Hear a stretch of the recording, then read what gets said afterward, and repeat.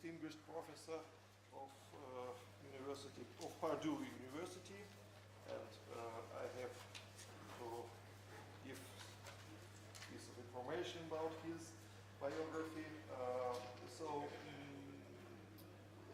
He was an undergraduate at the University of Nebraska at Lincoln, and then received his PhD from the University of Chicago, working with Ugo Fano on problems of theoretical atomic physics. Following a postdoctoral stint divided between Richard Zer's group at Stanford and Christian Junger's group in Orsay, he has held facility appointments at Louisiana State University and the University of Colorado before he was appointed his present post. And his research into theoretical atomic, molecular, and optical physics has explored multi-channel Rydberg atoms and molecules, ultra-cold few-body physics, and physical chemistry, and details,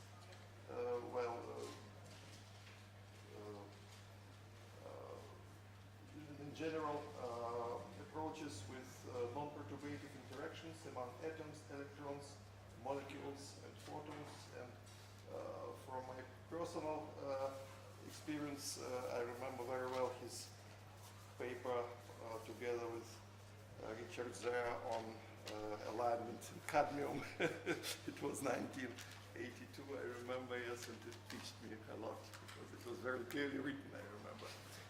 Okay, and so please, Chris, you're welcome. Thank you.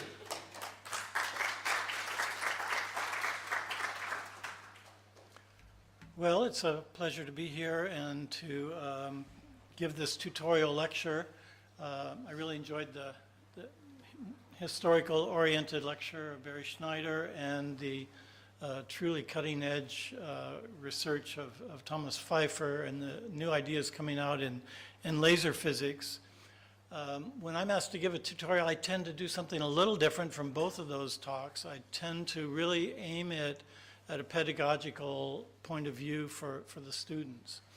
And so what you're going to see is something sort of like a lecture I might give at the university, aimed at students primarily, about a couple of big ideas that I think are really underappreciated, their depth and beauty, and that I think should be part of every AMO physicist's working toolkit, a knowledge of these phenomena and some of the ideas about their basic theoretical description.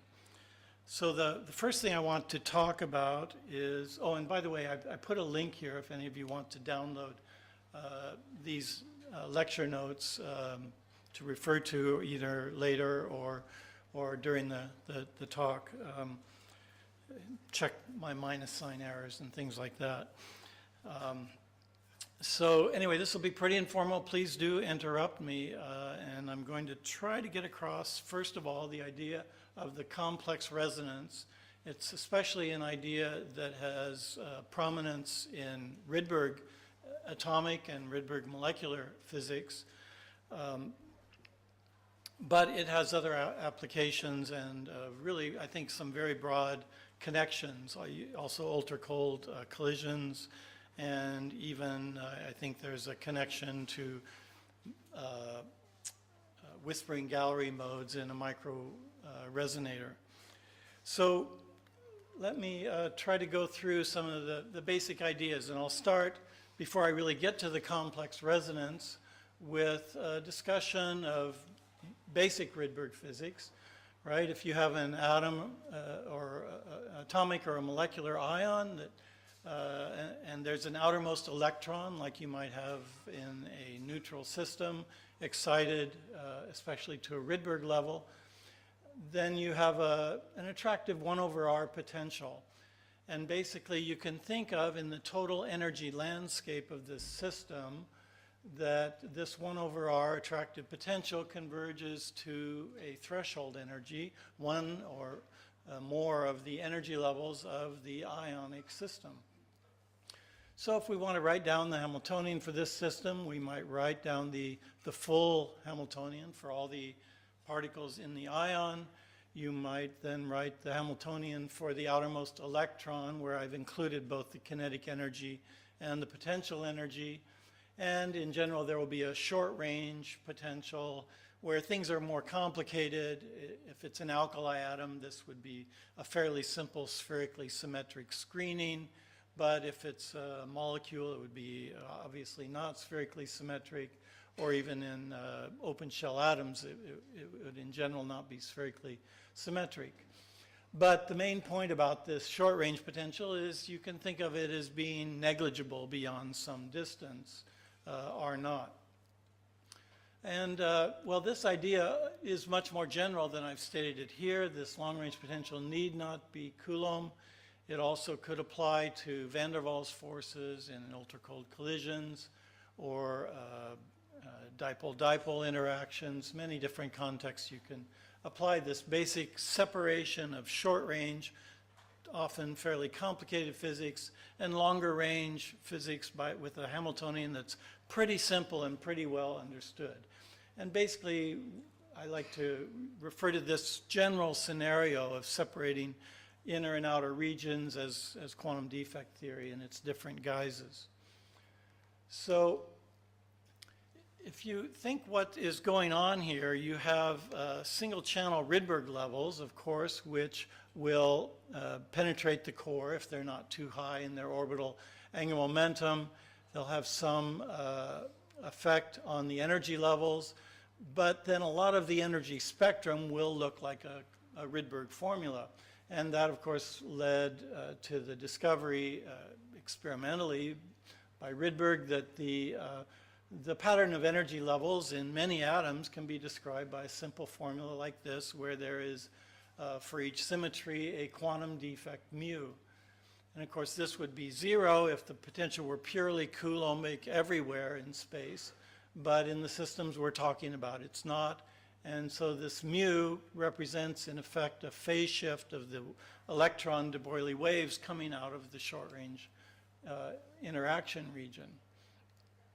Now, one way we like to think about this, to kind of introduce a little of the mathematics to come later, is that there would be, first of all, a pure Coulomb function. I've called it Fe of R. I should note that there is also an orbital index I have suppressed, just to keep the notation simple. This does depend on L, for instance. But if there was no short-range potential, we would have a Coulomb wave function. It's a very well-known analytically confluent hypergeometric function. And all its properties are really well mapped out. And the minute now you turn on a short-range interaction, this VSR becomes non-zero, then, of course, the solution outside of R naught will have to have a phase-shifted component of the irregular solution showing up as well. And here I've introduced, by the way, a quantity that appears in a lot of MQDT formulas, the effective quantum number, which in atomic units is minus twice the channel energy to the minus 1/2 power. Okay, so it's basically n minus mu in this formula. So Seaton and others showed that the scattering phase shift, the non-Coulomb part of the scattering phase shift at positive energies, turns out to be equal to pi times the quantum defect of the Rydberg states coming from below. And this is sometimes referred to as the Seaton theorem, interpreting quantum defects as phase shifts, just with this scaling factor of pi. So a single channel Rydberg spectrum, like a hydrogen atom or almost any alkali atom, basically you will see a series of essentially delta functions when you look on a standard sort of electron volt energy scale, the delta functions being the absorption peaks like the NP energy levels, say of hydrogen or lithium, sodium, pick your favorite one valence electron atom, and then these converge with this 1/n squared, an infinity of them, and then there's an ionization continuum where the electron can escape all the way to infinity from the atom. So that's all quite simple, and now we want to see how this gets more complicated when you have multiple channels. And of course, if you have an atomic or molecular ion, basically almost every one in the periodic table is going to have multiple energy levels in the low energy range of interest. And so with two channels, let's say you might pick a carbon plus ion, for instance, where there would be a 2p 1/2, 2p 3/2 energy levels, pretty low line in energy. They would each have their Coulomb potential, and now each of those will have their own Rydberg series of energy levels. And so this would produce a spectrum in this sort of two-channel system, which has three interesting regions. There's a region where you're below the lowest ionization threshold, below E1 here, and there's no way for the electron to escape, so you have only bound states. However, you can have bound states from both channels kind of interwoven, and they can perturb each other and cause level shifts and show up as perturbations in the spectrum and in oscillator strengths in an interesting way. And I'll come back more to those types of perturbations later. Then you have in this intermediate region sort of the standard simple resonance scenario where you have each of the Rydberg levels as a single state embedded in an ionization continuum. So because there is in general coupling between the bound state and the continuum of the type Thomas Pfeiffer was alluding to in his talk, these all will have a finite lifetime. If you at time t equals 0, you populate one of the bound part of the wave function, impulsively it will decay into the continuum. And of course these levels essentially whenever they are not whenever they are of the same symmetry, they will interact, and there will be some possibility for this type of non-radiative decay. And of course, there's always radiative decay on top of all that. And then finally, when you're above E2 in this multi-channel scenario, you're in the open continuum, and the physics has no more resonances, at least no more due to these two channels, unless there's a shape resonance, which I'm not really getting into now. But basically, the observables you could think of exploring here might be like to pick a total energy of the system like this and maybe send in an electron on channel with the ion in state E1, and there could be an inelastic excitation producing E2. Or if you do photoabsorption, you might be interested in the branching ratio. How many of the electrons go out leaving the ion in state E1? How many go out in state E2? So the effects of these interactions can be accounted for, and I think the most natural way is the language of scattering theory. Now I should maybe add a parenthetical comment at this point, because as Barry stressed, the progress in numerical methods has been tremendous since, say, the early 1970s and 1960s, when a lot of these quantum defect ideas were developed. And now it's not such a big idea. If your mission in life is to get these energy levels, it's not so important that you use MQDT, I would say. You can toss in a Sturmian basis set of few hundred functions and calculate up to rather high Rydberg states quite efficiently. But I think one of the things not to lose sight of is that having analytical formulas like this that shows really the structure of the resonances is not to be underestimated. And especially when you have a very complex target, like say you take this now to a complicated rotating vibrating molecule, H2 plus or H3 plus or NO plus, pick your favorite rotating vibrating molecular ion, then having an extremely efficient way to deal with this long-range electron motion pays big dividends and allows you to solve problems that basically can still not be solved just by putting every degree of freedom on the computer. So for this, coming back to this simple two-channel scenario, as I've mentioned, we have these three different regions, bound states, autoionizing states, and inelastic collision region. Basically, all three of those can be encapsulated, the basic physics, by a scattering matrix. Basically, and you can think of this S matrix just the way you kind of learn in your first graduate quantum mechanics course. The right index is the incident channel, and the left index is the channel you come out in, and this is the amplitude for those processes. Mathematically, we would maybe write it this way. For two channels, we would have a sum over the ionic core states that I've called I here, and you'd have an incoming wave, say for the I-prime independent solution, you have an incoming wave only in that channel, but you'll have outgoing radial waves in all the other channels, in this case, both channels. So this is a pretty conceptually straightforward representation of a scattering process. Now, one thing that is often useful, though, is to change your language from the scattering matrix, which is a symmetric unitary matrix in most problems, to change it to a reaction matrix point of view, where all of your mathematics in the calculation is real. And at least if you have time, reversal invariant Hamiltonians. And so for the rest of the talk, I'll be focusing instead on the reaction matrix, which has this simple mapping to the S matrix. And a lot of the same intuition can be applied to it. But anyway, it's a real symmetric matrix, which encapsulates the same information as the S matrix. And the math looks just a little different. Now, instead of having a solution written in terms of incoming and outgoing waves, now we write it in terms of solutions regular, like the Coulomb, pure Coulomb solution regular at the origin, this F of R, and the irregular solution, Gi of R, in the ith channel.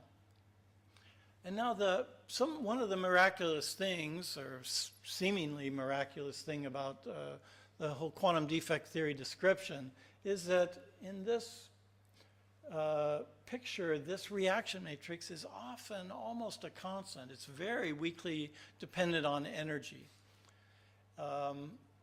Even though the physics, coming back here, was dramatically different in terms of how you think of what are the states really doing, as you hear when you have totally bound states, they're just sitting there. Here you have a state that's excited and resonating, and then it decays. And up here, you just have something that's coming in and going out and no resonance at all. But this entire energy range can be characterized by these three numbers, four numbers, only three of which are actually independent. And this allows you to say a lot about the physics, just thinking of this K from now on as roughly energy independent. Okay, there are cases where it does have a little more energy dependence, but if the thresholds are close to each other, you can really, I'm sorry? That's the key, the thresholds. Yeah. Well, it's not the only key, but it's one important. Okay, so for me, the most interesting spectral region for a two-channel problem is the autoionization region, where you have where you have bound states embedded in the continuum. And again, this is the regime that Thomas Pfeiffer was focusing on in his study of autoionizing states in both the energy and time domains. Let's see how this K matrix tells you what's happening in this intermediate region of resonating states, Rydberg states. So what we have to do is what the MQDT language is called channel elimination, closed channel elimination. Now, what may not have been completely obvious when you stare at a formula like this is, again, I can be 1 or 2 in this two-channel problem, but when you are in this energy range here, channel 2 is energetically closed. If I pick E here, right, as the electron wave tries to go out, it's very happily oscillating with a real de Broglie wavelength, but then when it gets beyond this turning point, classical turning point, its wave function wants to become exponential in its character. And the thing is, in this representation, because we've not imposed large R boundary conditions yet, that's a really crucial point. The large R boundary conditions have not been imposed. The wave functions are not having a reflected piece at the boundary, right? Normally, a wave function hits a boundary and it has to decay exponentially. That exponential decay sets up a reflect in the time-dependent picture. The wave got sent back from that turning point, and it interferes with the one coming in, the incoming wave, and sets up a complicated pattern of standing waves, which is why resonances are so energy dependent. But by postponing this application of this boundary condition, it's as though our wave function with the K matrix just kind of ignores that fact and lets the electron keep going. Unfortunately, it keeps going too enthusiastically. And the wave function is growing here exponentially in this wave function we've written. And exponential growth is usually viewed as a bad thing, but let's call it a feature, not a bug in the problem. Okay, because it really is crucially important in what makes this energy smooth, is the postponing of that boundary condition. Okay, so coming back. Here is the exponential growth in those functions made explicit. Again, this is only in the closed channels, and the effective quantum number has an oscillating function, trig function, multiplying the exponential growth. And the way MQDT works is, well, we have two independent solutions, linearly independent, at energy E, at every energy E, and we have to form the linear combination that will kill that exponential growth. I'm not going to go through the algebra, but when you do that, you get this formula for the physical phase shift in the one open channel. In the end, there's only one open channel, there's only one physical solution, and that physical phase shift has a resonating energy denominator, which, right, every time the effective quantum number in channel 2 increases by 1, you get a new resonance. And so this generates this Rydberg series of resonances that shows up in the physical phase shift in the problem. And there will be an infinite number of those oscillations and an infinite number of faunal line-shaped resonances converging to this second threshold. So that's basically how you would maybe characterize a scattering process. Elastic scattering would involve that phase shift. If you were instead interested in photoabsorption, it shows up as a series, an infinite Rydberg series of faunal line shapes. And if they're narrow enough to be fairly isolated from each other, then each faunal line shape has the same formula Thomas wrote in the preceding talk. One important thing is that the widths are n-dependent. They fall off like n cubed. And, but the Q parameter, the line shape parameter, that controls the asymmetry of the faunal line shape. It's almost n-independent, okay, in this scenario. If the K matrix is energy independent, it's exactly n-independent. One couple of other observations I might make about this, which are important to keep in mind. If there is only one continuum in the problem, then every faunal resonance has a point of exact zero. So between every two Rydberg levels, there will be one energy where the photoabsorption cross-section is exactly zero. If there are multiple continua, that's not true anymore. There will just be a minimum.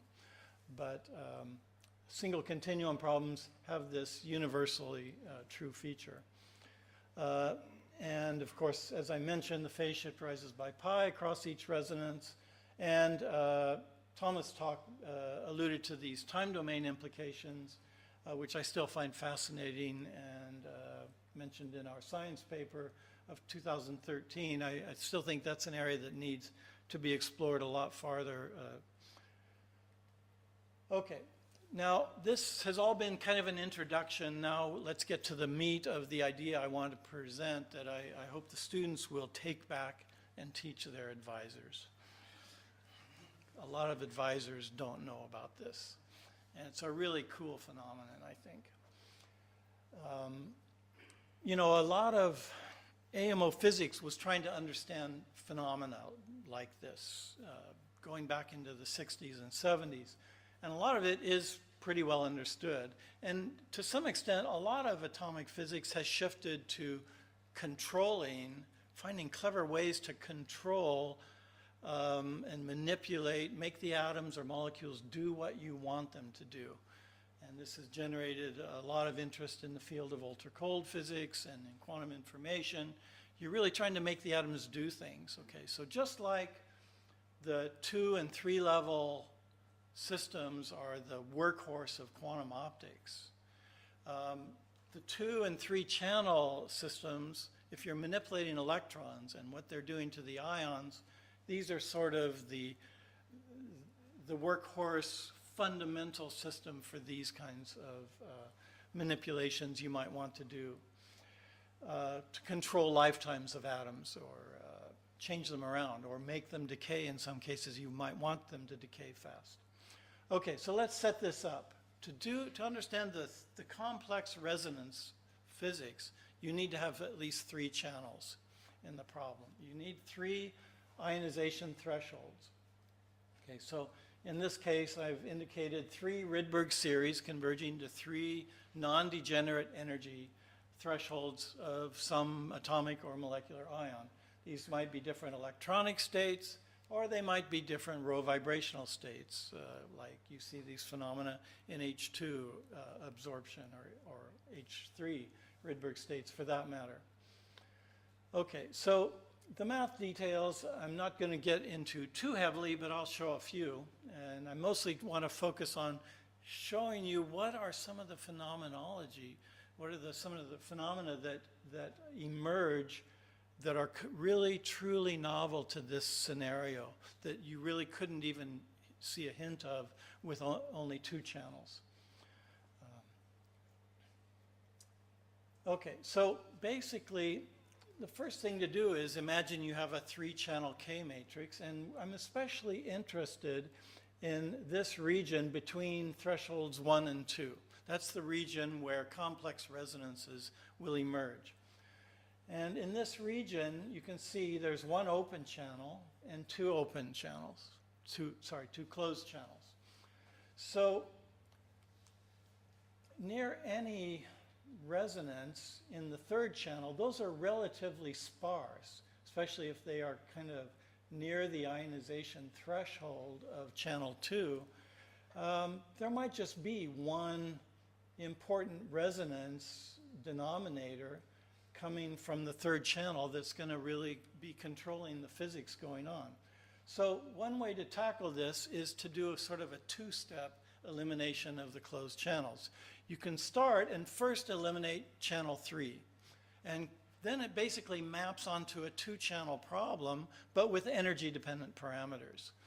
And so then all the math we did just a few minutes ago for 2 channels can be used if you remember that there is an energy-dependent quantity here from the 3rd channel elimination, this T3, which will be the K33 K matrix element plus the tangent of pi nu 3. And I'm assuming especially we're interested in a region where that, which is acting as a resonant denominator in all these formulas, where that's going to be relatively small and going through a resonance in channel 3 and affecting in a complicated way, the resonance structures in the other channels. Okay, so you can work out basically different observables like the final phase shift. I called it capital delta here rather than delta physical, but it's the same quantity I wrote before in terms of these now more energy dependent 2-channel K matrices that have the effect incorporated of channel 3 and a photoabsorption cross section. Okay, so you can't sort of stare at that and say, oh, it's completely clear now what's going to happen. You have to make some graphs and see what are the implications of this relatively simple mathematics. So let's look at some spectra. Here is one example spectrum from my paper, I even forgot the year, 91 or 92 with Chaoling Wang, who was my PhD student from Louisiana State. This whole thing here, this whole collection, looks like many resonances, is the phenomenon we call a complex resonance in QDT, in MQDT. And at least I first learned about this from the work of Annick Giusti-Suzor. But there have been many other contributors. Friedrich and Wintgen and Fano have written papers about this phenomenon. So you can see it's a Rydberg series with roughly the spacing you expect for Rydberg states in channel 2, okay, but with some global modulation, which looks very different than what occurred for the 2-channel case, where essentially every peak had the same height, if you remember, and the widths were smoothly decreasing like 1 over n cubed. And the Q parameters were all the same. Now basically all those have changed. Now we still have many resonances, and well, their spacing is, in this case, not too different from the expected ordinary Rydberg spacing in channel 2. But you have this huge modulation of the cross-section that looks kind of like a Fano line shape, a global Fano line shape sort of on top of all these Rydberg, individual Rydberg states. Moreover, there's always, across a complex resonance like this, there is always one of these finer individual resonances that has nearly zero width. And actually, it can be made arbitrarily small if you have a little tunability or control over your Hamiltonian with external fields or something. In this case, I don't know if you can see it real well, but this state right here is noticeably narrower than anything else in the spectrum, and that would be the one that's closest to this zero width point in the complex resonance pattern. The other thing that's interesting about this is that the Q parameters of the individual resonances have a sign change. This is called a Q reversal effect. You can see to the left, you have resonances which tend to increase on the left and then have the sharp drop. On the right, you have resonances which have the sharp rise and then the slower drop, which is the opposite sign of Q. And it's been called a Q reversal and studied a lot by people like Jean-Patrick Conrad, for instance, years ago. With some analysis, one can extract smooth functions like this smooth Q as a function of energy, which basically, if you look at it at the position of each individual resonance, it gives the Q of that resonance. Now, another thing I wanted to draw attention to was the kind of thinking about the multiple timescales going on in this problem. So basically, you can see different widths. Of course, there's the individual width of an individual narrow resonance in this. And that's, well, we can interpret that width in the normal way for any isolated resonance. It's how fast that tiny little resonance decays. And that's different for all these, as you can see. I'll show you a plot of all those widths in a minute. But then there is another observable width here, which corresponds to another energy and another time scale in the problem. And basically, that's the time scale for, say, exciting into channel 3 and then decaying into channel 2 or channel 1. Basically, the channel 3 coupling, which is going to be a much broader energy scale and so a much shorter time scale, that is reflected in this. So basically, if you want to think in dynamical terms, you can sort of think that the electron, I guess I never wrote the Rydberg potentials here, the Coulomb potentials, but if you think of photoabsorption to this manifold of states, the electron will come out to a turning point in the real system, if you want to think kind of classically or semi-classically. It'll come back to the origin, it might jump then into channel 3, and spend a very short time there and then come back to channel 2, spend a longer time there because you're high up in the Rydberg manifold where time scales are of order n cubed times the atomic unit of time. And then eventually it comes back and it'll jump into the lowest continuum and escape. So basically, in a time domain picture, that's all that's happening in the spectrum of this system. So let's see. Oh yeah, then let me show the way the widths behave across that. I mentioned that the widths, as you trace through, they kind of have this pattern. It looks a lot like a faunal line shape, and in fact we were able to show that the width of the individual resonances, they themselves obey a faunal line shape of their own. And again, there's only one continuum, and so there is a point of exact zero.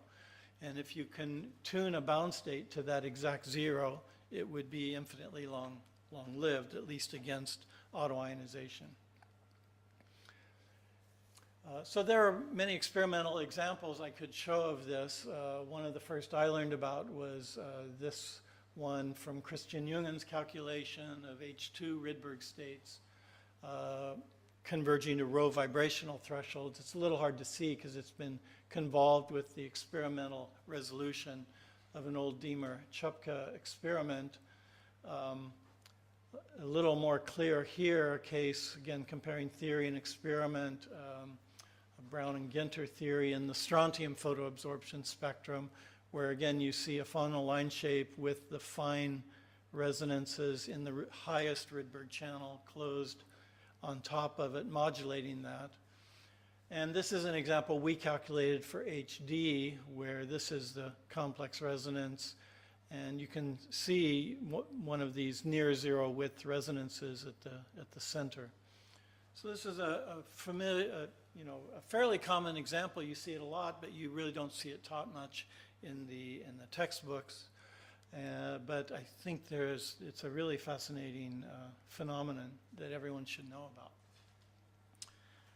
So that was all I wanted to say about the complex resonance, and now I wanted to talk about the second topic, the second big idea in theoretical physics that has had so many applications. It's really crucial in so many areas of physics, from ultra-cold science, many-body physics, few-body physics, Efimov states, and Rydberg molecules, which is another of my interests. So what I wanted to do really for the students was to show something that I think is rarely shown, is roughly go through the derivation for how you get this interesting Fermi pseudopotential, a way to treat non-perturbative interactions in the long wavelength or low energy limit, and really treat them in a surprisingly accurate quantitative way. And so that's started with this 1934 paper of Fermi. So Fermi was thinking about this problem, which is really an AMO physics problem, of having a sodium, for instance, Rydberg atom embedded in a set of perturbing rare gas atoms. And when you excite the electron in spectroscopy to a high Rydberg state, of course, it will feel those perturbers, and it can, as the electron's moving through, if you're thinking classically, it can interact with and scatter off of these perturbing ground state atoms. So, switching to a small font, which will help you all stay awake. Of course, the very high principal quantum number Rydberg electron has a very low average velocity. In fact, the average is something like 1 over the principal quantum number in atomic units. This, of course, implies a long de Broglie wavelength. And so basically, the electron collisions that are going to occur if the Rydberg state is high enough is almost completely dominated by S wave. We know this from the Wigner threshold law, right? That the scattering phase shifts go like k to the 2l plus 1. If no one tells me that these atoms are all polarizable And that's actually only true for L equals 0. But okay, we won't focus on this little detail right now. Let's just accept that S-wave collisions are the controlling thing here. And so Fermi looked at the Schrodinger equation for the atom, the sodium atom, both the electron moving in the field of the ion, and its interaction with perturbers. And in particular focused on, say, one of these perturbing atoms, and trying to find the average effect of this perturber on the energy of the system, because this was the observable that was being seen at that time.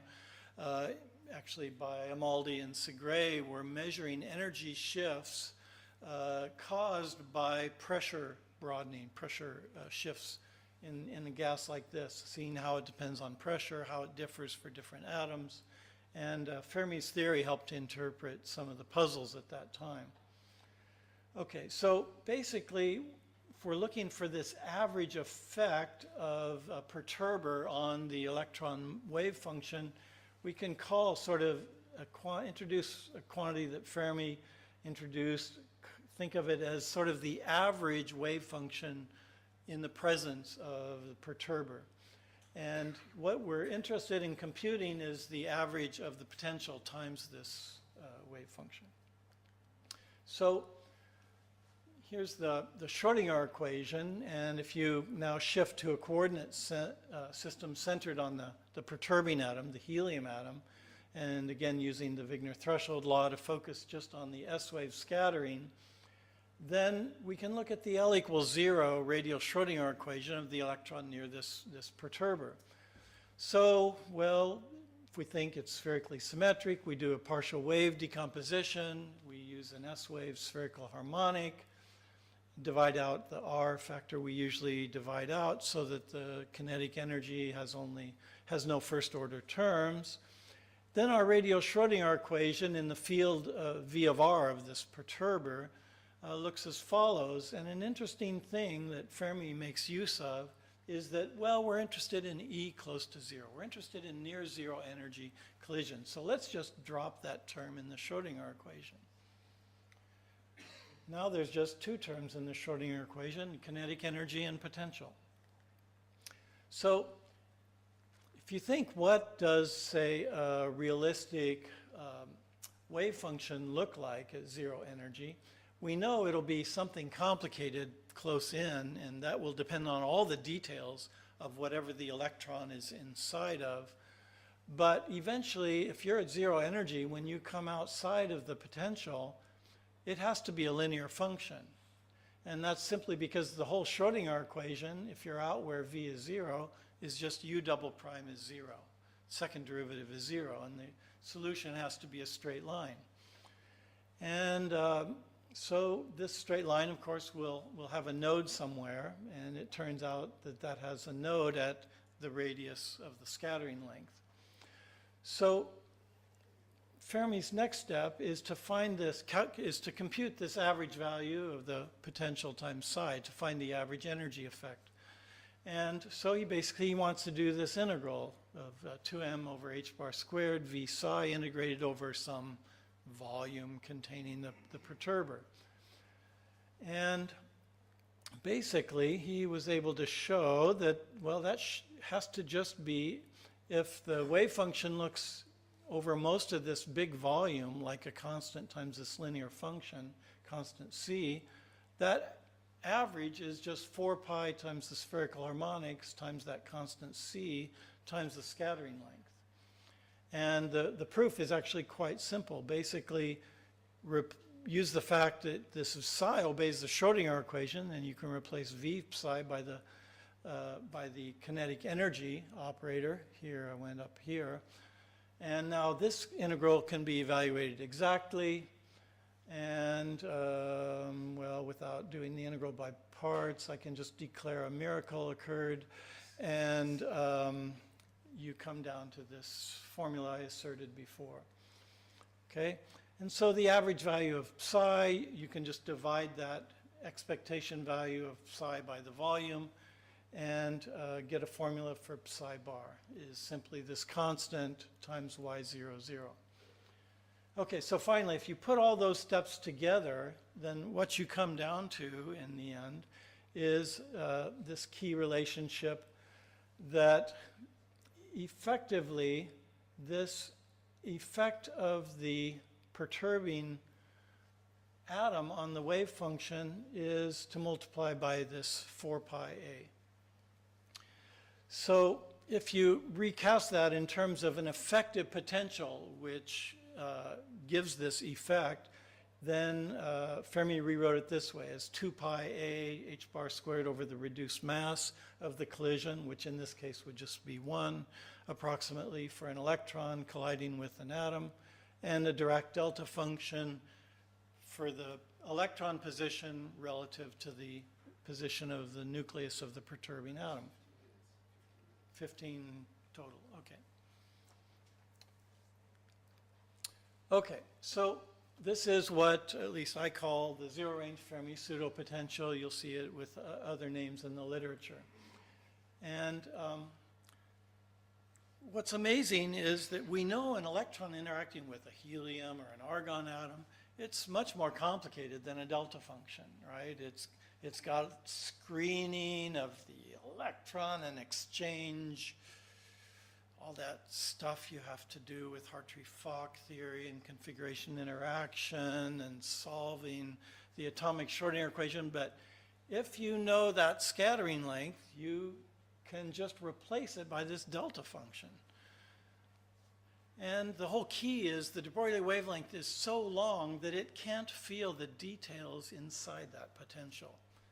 But Fermi's derivation, this beautiful non-perturbative derivation, tells you the exact effect on the wave function. Now there are a few technicalities about this. One thing is that a delta function in 3 dimensions is too singular to actually have an exactly solvable Schrodinger equation. So you'll often see this replaced by a regularized delta function. This is getting too technical for what I want to cover now, but there are ways to overcome this singularity issue.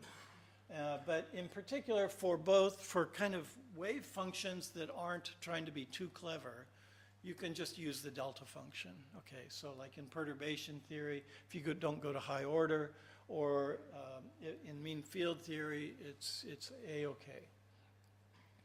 Okay, so I did want to show you how this tells you some interesting properties of molecules, this class of molecules that I began looking at around 17 years ago with Hossein Sadeghipour and Alan Dickinson, Rydberg, ultra-long-range Rydberg molecule potential curves.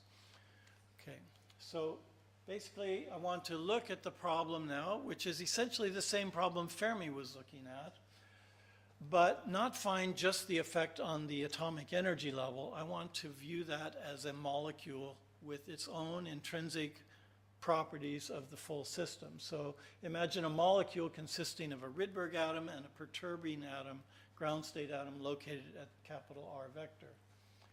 And if we simply treat this problem in first order perturbation theory, we might start with the wave function of the Rydberg electron, call that this psi NLM of R, which would be enough quantum numbers if it's an alkali atom, and if spin orbit interactions aren't important. If they are, you might need to add a J or something to this wave function and spin degrees of freedom and so on, and that can all be done. But for the purposes of this lecture, let's imagine that this is an adequate description of our Rydberg electron wave function in a fairly low L. We know its energy levels are given by the quantum defect formula of the Rydberg atom, the unperturbed levels.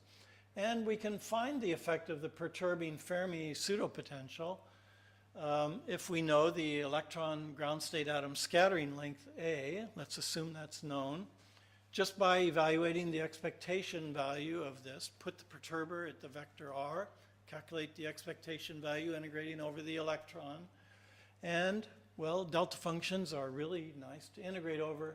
They just give you the wave function evaluated at the perturber with all these constants, and then multiplying by the square of the electronic wave function evaluated at the perturber location. So when you plug this in with some realistic Rydberg state wave function of an atom like rubidium around n equals 30. This happens to be a 30D state, and use the known negative electron triplet rubidium scattering length, which is around minus 17 atomic units. You get a very bizarre looking Born-Oppenheimer potential curve like this, which oscillates. It reflects all the oscillations in the Rydberg radial wave function. And if the atoms are heavy enough, and in particular in rubidium dimer,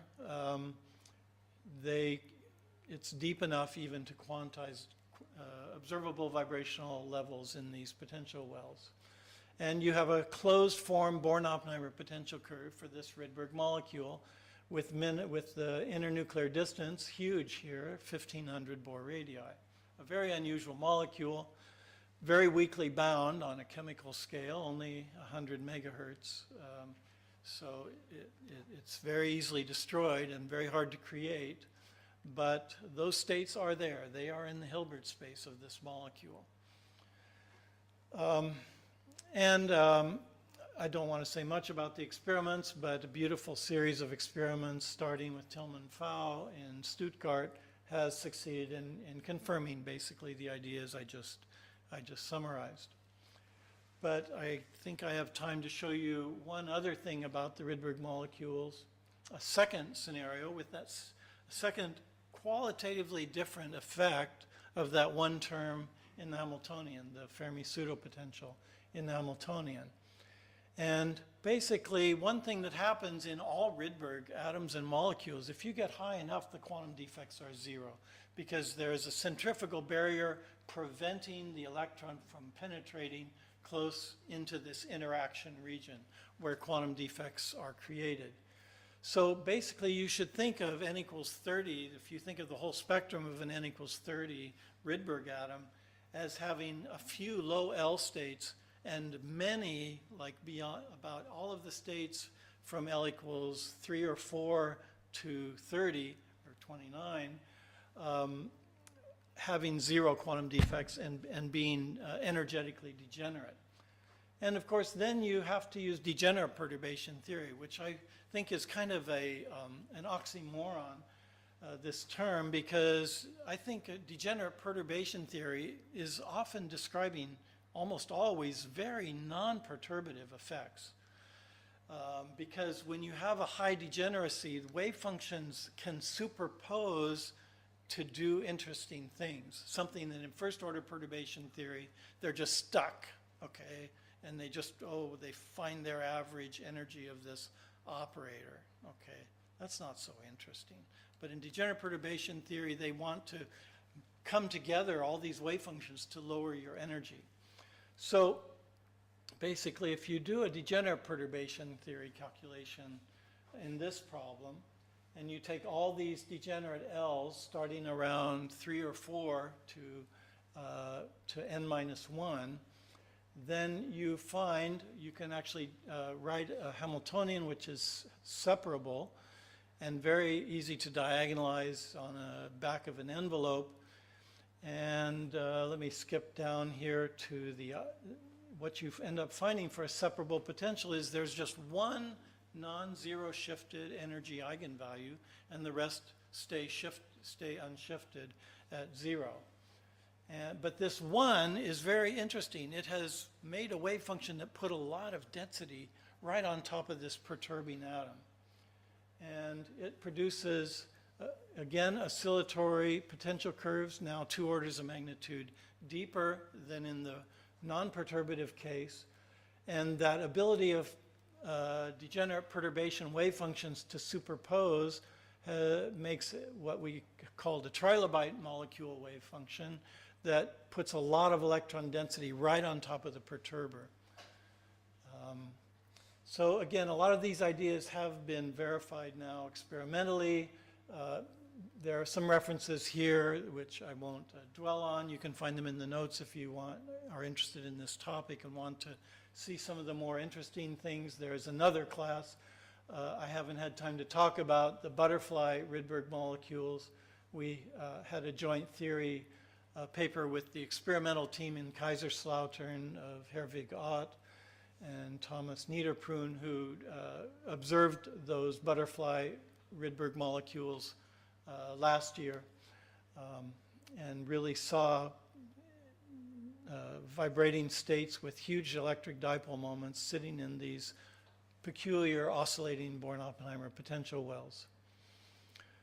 So with that, I think I'll stop. I have a few more notes about applying the zero range, the Fermi pseudopotential to Bose-Einstein condensate theory that might be of interest to some of the non-specialists in that area.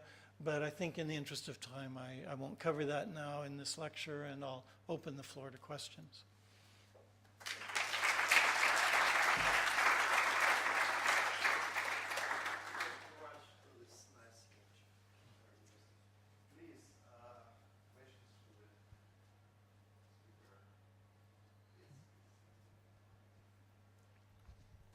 So in the complex resonances, you showed that you can have resonances where the width really goes to zero. Is that only the case within multi-channel quantum defect theory, or does that come out maybe at a slightly different energy, even if you do kind of the full solution of the problem? Yeah, I think it's still there if you have only one continuum in the problem, and it would show an exact treatment would have an energy-dependent K-matrix, but if you Taylor expand it around that point, it would have all that topology I showed. That should be exact. I wanted to, if I can follow up on that, are these states at all related to the bound states in the continuum of von Neumann and Wigner, or this is a completely different effect? This would be one example of bound states in the continuum if you really hit that exact point. More questions, please? Should I have a few? Let's start then. We have no time. To the first part, actually a general question maybe. How far can we proceed if we have not one electron, but 2, 3, and more? Highly excited. Yeah, well, okay, so we've applied a lot of what I said to the alkaline earth atoms, okay? And a lot of the low-line spectra of the alkaline earth atoms, let's pick barium, okay, right? Barium plus has a 6s threshold of the ion, 5d, and then 6p. And in that region, all of these ideas are perfect.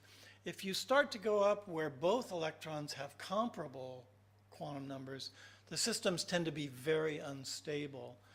And I would say that the multi-channel quantum defect ideas for that region where both electrons are comparably excited, comparable principal quantum numbers, the MQDT is much less useful.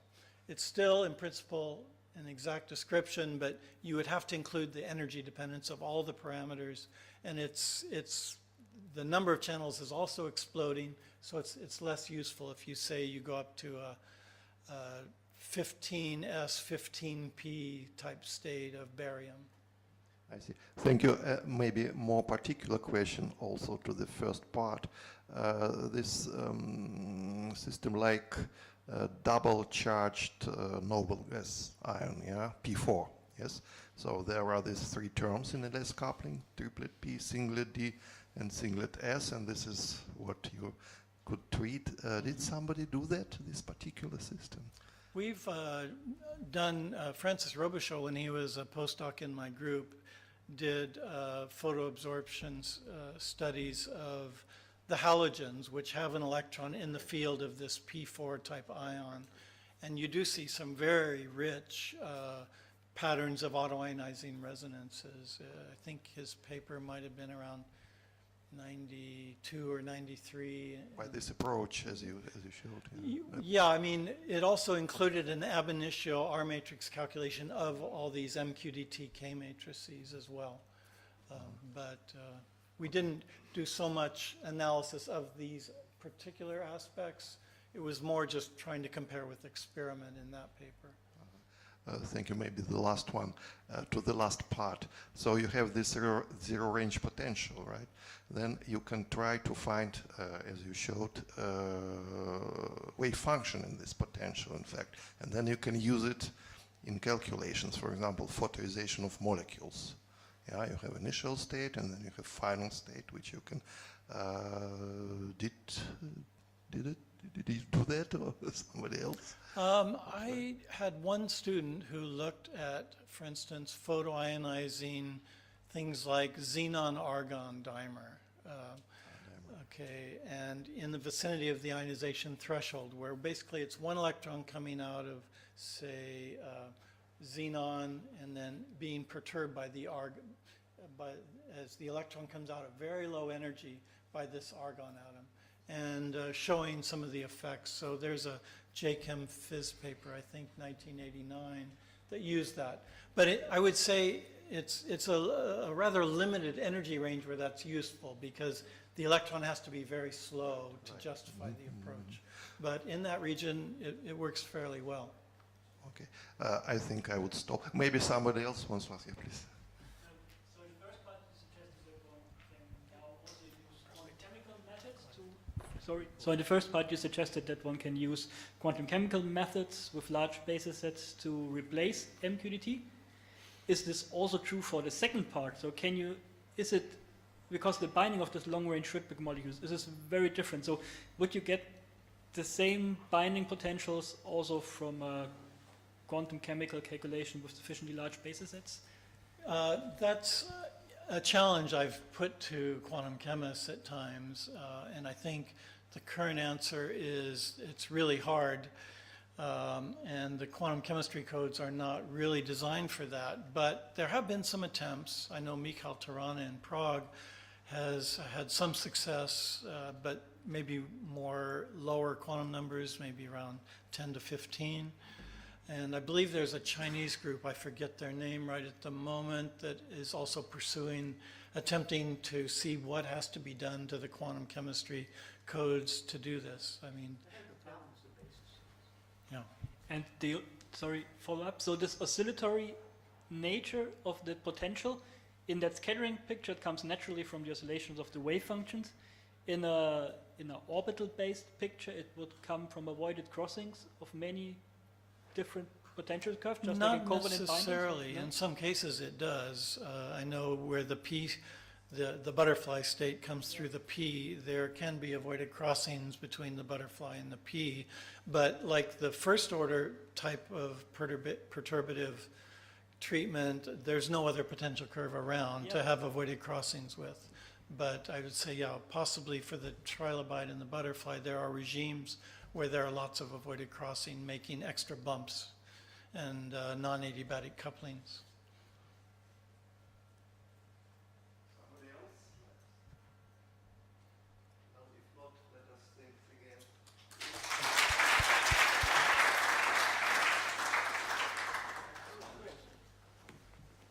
Wouldn't the same